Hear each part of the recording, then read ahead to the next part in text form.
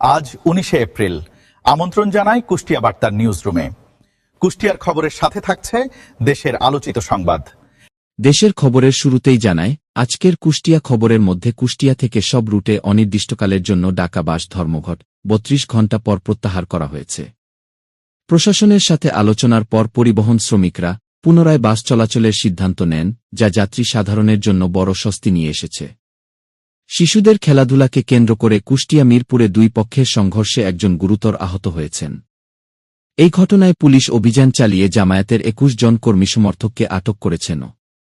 কুষ্টিয়া জেলায় আগামী এপ্রিল থেকে ইপিআই কার্যক্রমের আওতায় হামরুবেলা টিকাদান ক্যাম্পেইন শুরু হতে যাচ্ছে। বৈশ্বিক উত্তেজনার প্রভাবে দেশের বাজারে স্বর্ণের দাম একলাফে অনেকটা বেড়েছে।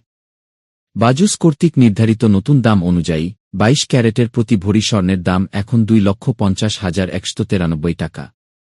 সরকার সব ধরনের জ্বালানি তেলের দাম বাড়ানোর ঘোষণা দিয়েছে।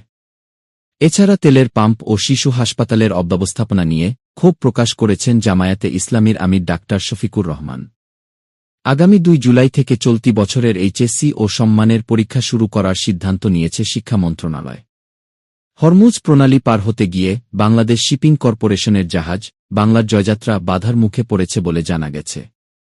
আজ প্রতি মার্কিন ডলারের বিনিময় হার ১২২ টাকা ৭৫ পয়সা এবং ভারতীয় রুপির মান ১ টাকা ৩১ পয়সা নির্ধারণ করা হয়েছে। আবহাওয়া অধিদপ্তর আগামীকাল সারা দেশে তীব্র কালবৈশাখী ও শিলাবৃষ্টির পূর্বাভাস দিয়েছে। এই ছিল আজকের নিউজ ডেস্ক। পরবর্তী সংবাদের জন্য আমাদের সাথে যুক্ত থাকুন।